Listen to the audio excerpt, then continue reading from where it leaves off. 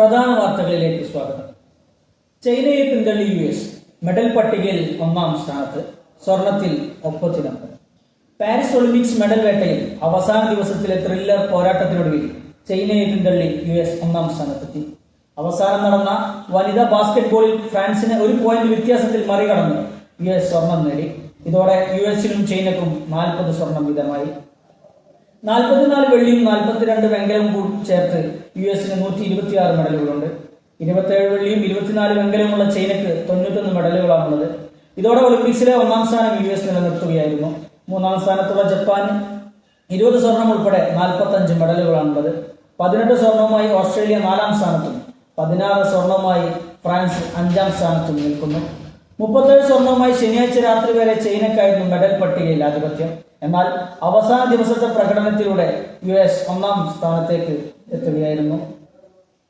വീണ്ടും കോളിളക്കം സൃഷ്ടിച്ച് റഷ്യയും ഉക്രൈനും. റഷ്യൻ മിസൈൽ ആക്രമണത്തിൽ 2 മരണം. യുക്രൈൻ തലസ്ഥാനമായ കീവിൽ റഷ്യ നടത്തിയ ഡ്രോൺ മിസൈൽ ആക്രമണത്തിൽ 2 പേർ കൊല്ലപ്പെടുകയും 3 പേർക്ക് പരിക്കേൽക്കുകയും ചെയ്തു. കീവിന്റെ പ്രാന്തപ്രദേശമായ ബ്രോവറി ജില്ലയിലെ ജനവാസ മേഖലയിലാണ് ആക്രമണം നടത്തിയത്. ബാലിസ്റ്റിക് മിസൈലിന്റെ അവശിഷ്ടങ്ങൾ വീടിന് മുകളിൽ വീണാണ് മരണം.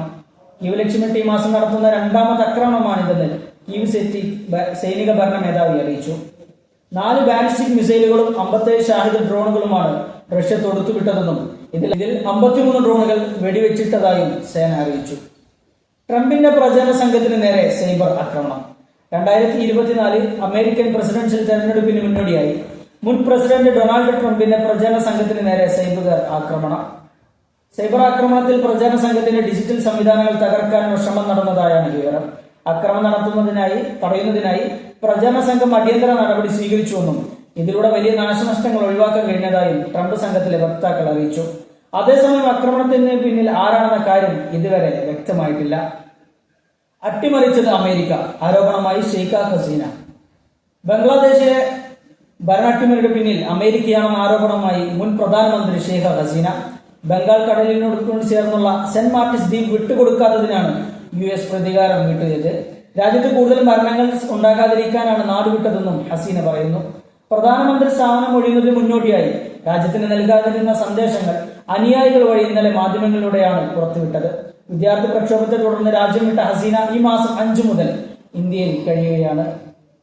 സെന്റ് മാർട്ടിൻസ് ദ്വീപ് സ്വന്തമായ US-ന് ബംഗാൾ കടലിടുക്ക് നിയന്ത്രിക്കാൻ കഴിയും. വിദ്യാർത്ഥികളുടെ മൃതദേഹങ്ങൾക്ക് മീതെ അധികാരമേറാനായിരുന്നു അവർക്ക് താല്പര്യം. സെന്റ് മാർട്ടിൻസ് ദ്വീപിന്റെ പരമാധികാരം അടിയറ വെച്ചിരുന്നെങ്കിൽ എനിക്ക് അധികാരത്തിൽ തുടരാൻ കഴിയുമായിരുന്നു. ഞാൻ നാട്ടിൽ തന്നെ കഴിഞ്ഞിരുന്നുവെങ്കിൽ കൂടുതൽ പേർ കൊല്ലപ്പെടുമായിരുന്നു. അതോർത്താണ് നാടുവിടലെന്ന ഏറ്റവും വിഷമം പിടിച്ച് തീരുമാനമെടുത്തു എന്ന് സന്ദേശത്തിൽ ഹസീന പറയുന്നു. കൂടുതൽ വാർത്തകളുമായി മറ്റൊരിക്കൽ കാണാം. നന്ദി, നമസ്കാരം.